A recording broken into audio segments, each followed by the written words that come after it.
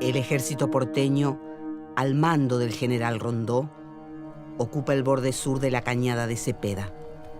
Se prepara para la batalla. Las tropas de los caudillos Estanislao López y Francisco Pancho Ramírez aparecen sorpresivamente por la retaguardia. Dos facciones políticas se disputan la organización de un vasto territorio, al que aún se conoce como Provincias Unidas del Río de la Plata. Unitarios y federales marcarán a fuego el nacimiento de la República Argentina.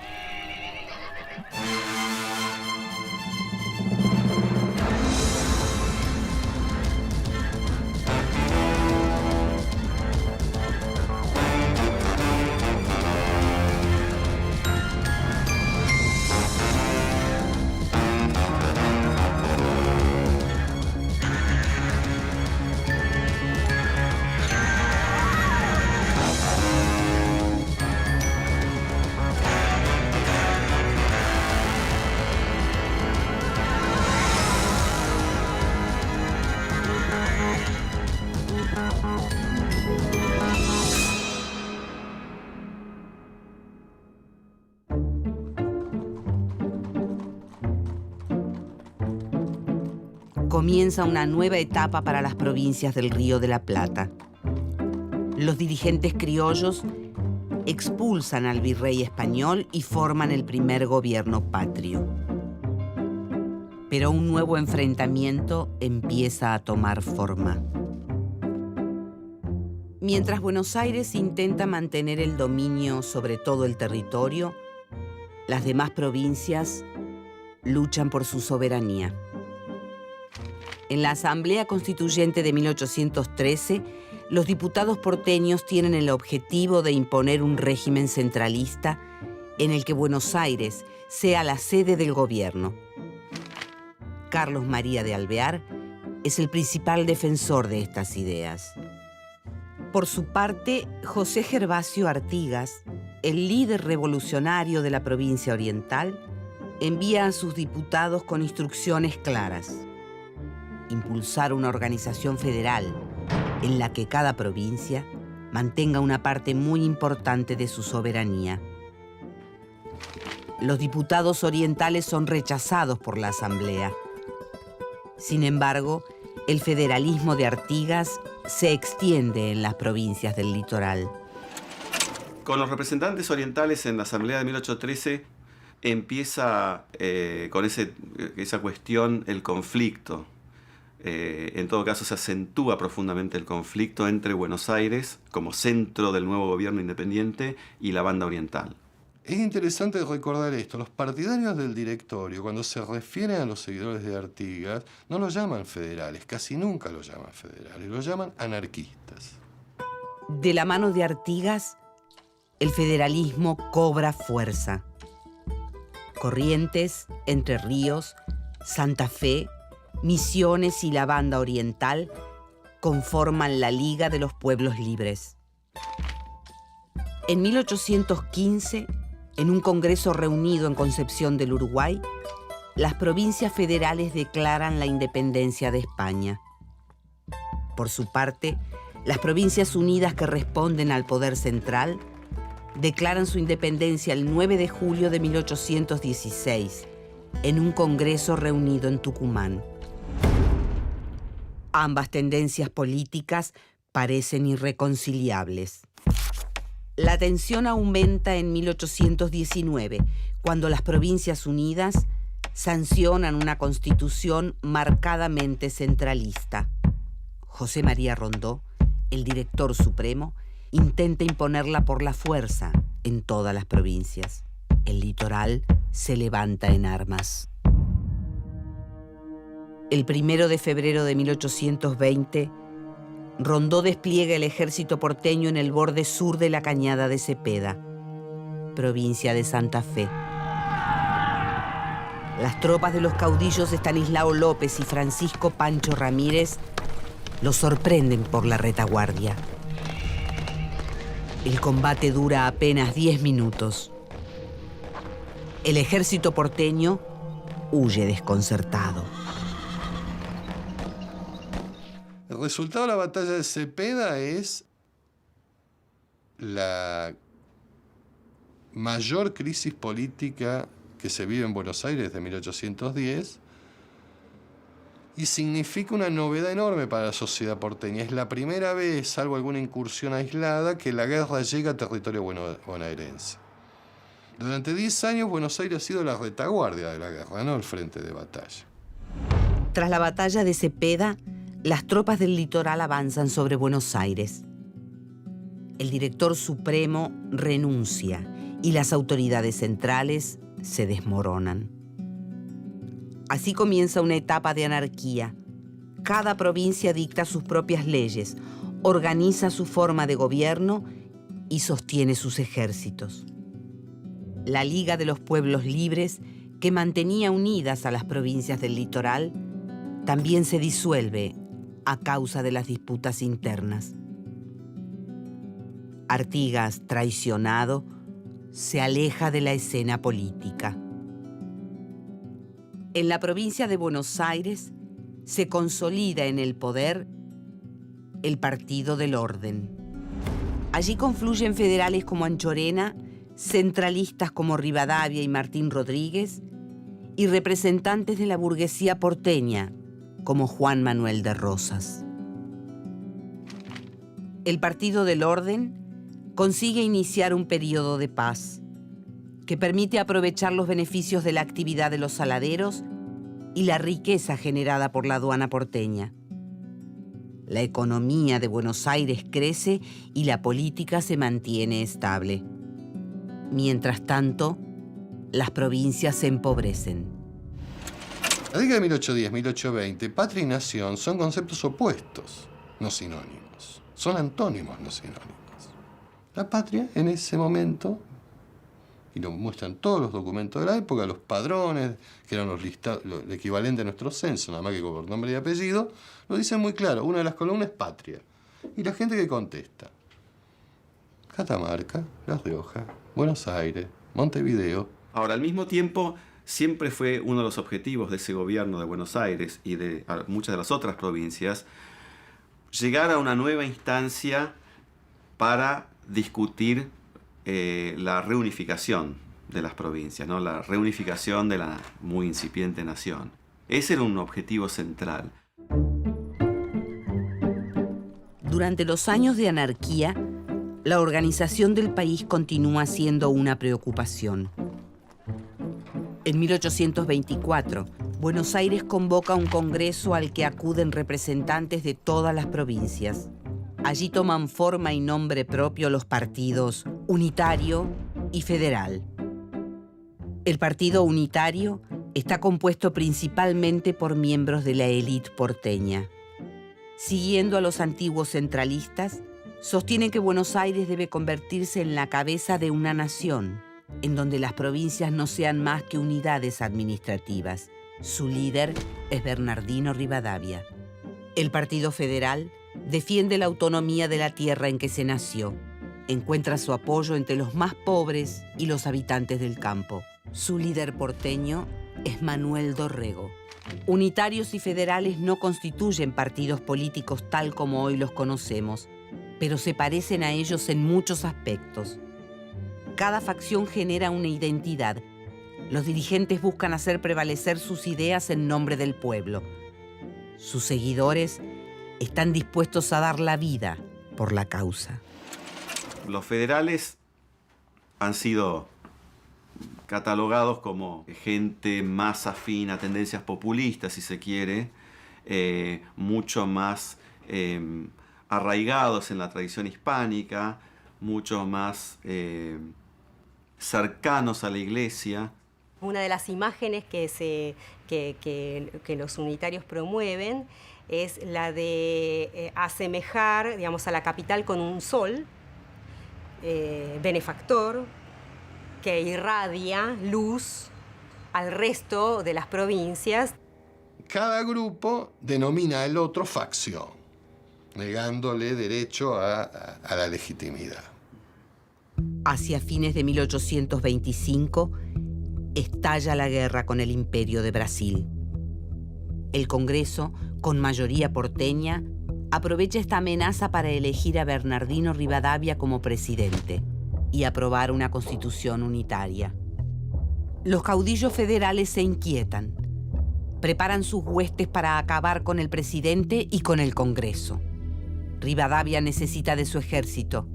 Impulsa un tratado de paz humillante con el Imperio de Brasil. Cuando la noticia se conoce en Buenos Aires, la opinión pública se indigna. Se desatan disturbios y tumultos. El 27 de junio de 1827, Rivadavia se ve obligado a renunciar a la presidencia. A partir de ese momento, los unitarios no van a ejercer el gobierno en Buenos Aires nunca más como partido unitario o como fuerza política unitaria. Si lo hacen en algún momento, algunos de ellos lo hacen aliados con otros y subordinados a la dirección de otros. Tras la renuncia de Rivadavia, se suceden meses turbulentos. El Congreso se disuelve y desaparece el Poder Ejecutivo Nacional. El fantasma de la anarquía vuelve a sobrevolar el territorio. La Junta de Representantes de Buenos Aires elige como gobernador a Manuel Dorrego, el líder del Partido Federal. Es conocido como el defensor de los pobres. Los unitarios lo detestan. Dorrego mantiene una buena relación con las demás provincias y pone fin a la guerra con Brasil en mejores términos que Rivadavia. Pero sus días están contados. El general unitario Juan Lavalle regresa con su ejército a Buenos Aires. Se autoproclama gobernador y persigue a Dorrego. El caudillo se refugia en la campaña, pero uno de sus subordinados lo traiciona y lo entrega a sus perseguidores. El 13 de diciembre de 1828, en Navarro, Lavalle cumple con el mandato de los unitarios. Ordena el fusilamiento de Manuel Dorrego. Nunca se había tomado una decisión de tal magnitud con, digamos, alguien que hubiera apoyado a la revolución y que en el momento en que es fusilado, digamos, es nada menos que gobernador de la provincia de Buenos Aires, elegido legítimamente por la Sala de Representantes. Y ahí se produce un acontecimiento, en mi opinión, clave. La primera guerra civil en territorio bonaerense. No entre bonaerenses y otras provincias, sino entre bonaerenses. El fusilamiento de Dorrego aviva la furia de sus seguidores. El campo se rebela contra Lavalle. Los federales saquean pueblos y matan a todo aquel que consideran unitario. Juan Manuel de Rosas se suma al levantamiento y se convierte en el líder federal. Ayudado por las tropas del santafesino López, derrota al general unitario. Rosas y Lavalle se reúnen y acuerdan un gobierno conjunto entre las dos facciones, pero los demás unitarios rechazan esta salida pacífica. La inestabilidad política y económica es extrema. El 6 de diciembre de 1829, la Junta de Representantes de Buenos Aires elige como gobernador a Rosas y le otorga facultades extraordinarias para restaurar el orden en la provincia. Se necesita un gobernante fuerte, se necesita un gobernante, por lo tanto, que tenga la mayor cantidad de atribuciones y facultades para establecer las medidas adecuadas. Mientras Rosas se consolida en Buenos Aires, un unitario se hace fuerte en el interior: el general José María Paz. Se dirige a Córdoba, donde derrota al federal Bustos y se hace nombrar gobernador. Luego enfrenta al caudillo con más poder en el interior del país, Facundo Quiroga. Lo vence en 2 ocasiones, en las batallas de La Tablada y Oncativo. Los unitarios consiguen remover los gobiernos federales de muchas provincias y así conforman la Liga del Interior. Buenos Aires y las provincias del litoral se ven amenazadas. En 1831 firman el Pacto Federal y establecen una confederación. El territorio está dividido en dos.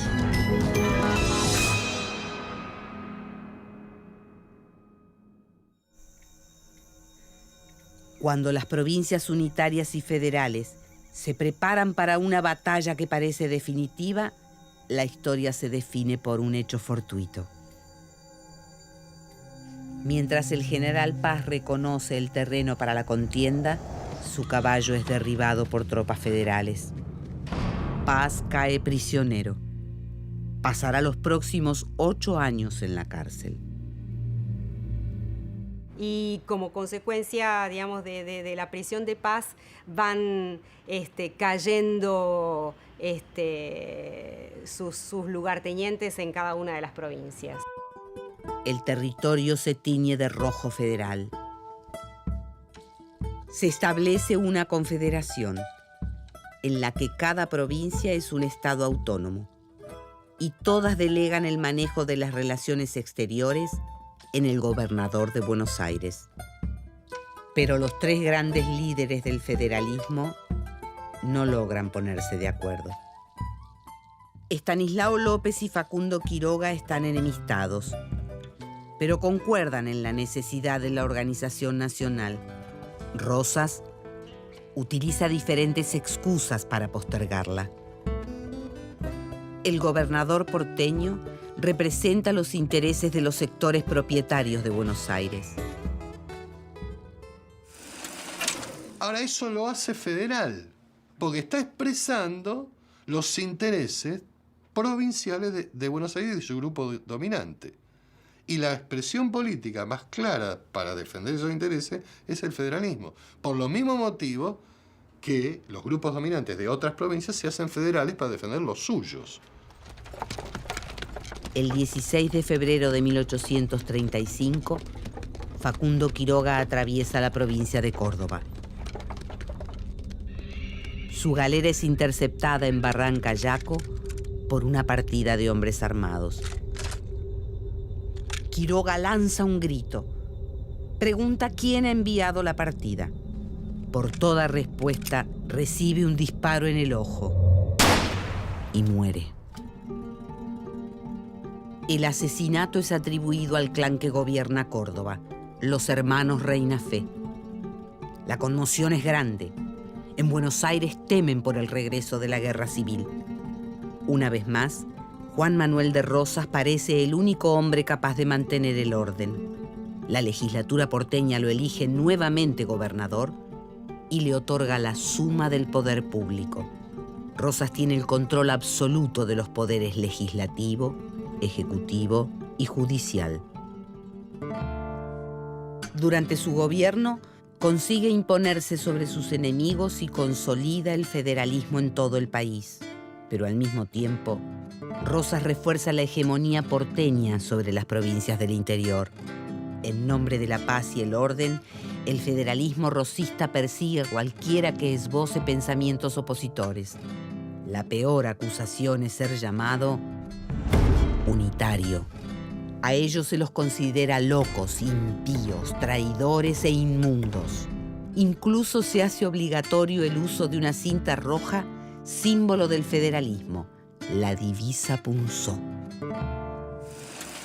La idea de que los unitarios son porteños y que los federales son provincianos, que está en el sentido común popular, es muy difícil de hacerlo compatible con el gobierno de Rosas, que gobierna en Buenos Aires casi sin interrupción entre 1829 y 1852.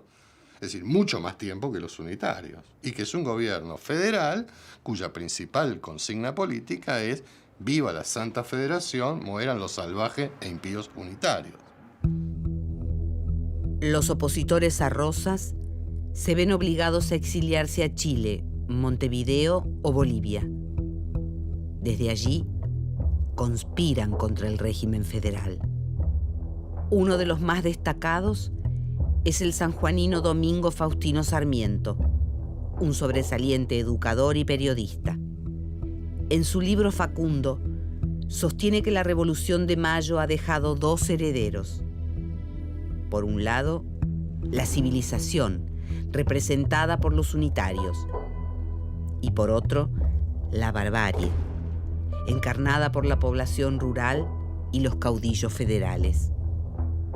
Para Sarmiento, Rosas es un tirano que fusiona ambas tendencias, el campo y la ciudad, y la misión de los unitarios es derrotarlo. Sin embargo, hacia 1851, el poder de Rosas parece total. Será un federal quien levante la voz contra el régimen del caudillo porteño.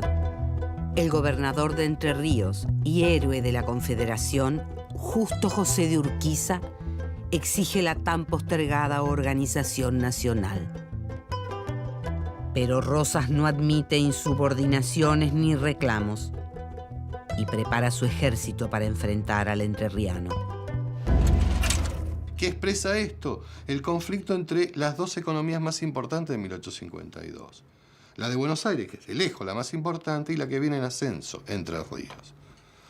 Urquiza se ha dado cuenta, no él, esto ya viene desde antes, que no alcanza con la autonomía provincial, como reivindicaban al principio los federales.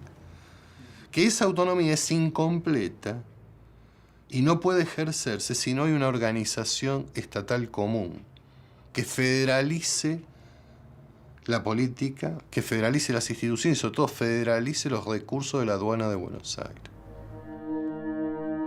El 3 de febrero de 1852, el destino del país se define en una nueva batalla. Las fuerzas de Entre Ríos, Corrientes, Brasil y Uruguay, comandadas por Urquiza, enfrentan al ejército de la Confederación en la batalla de Caseros.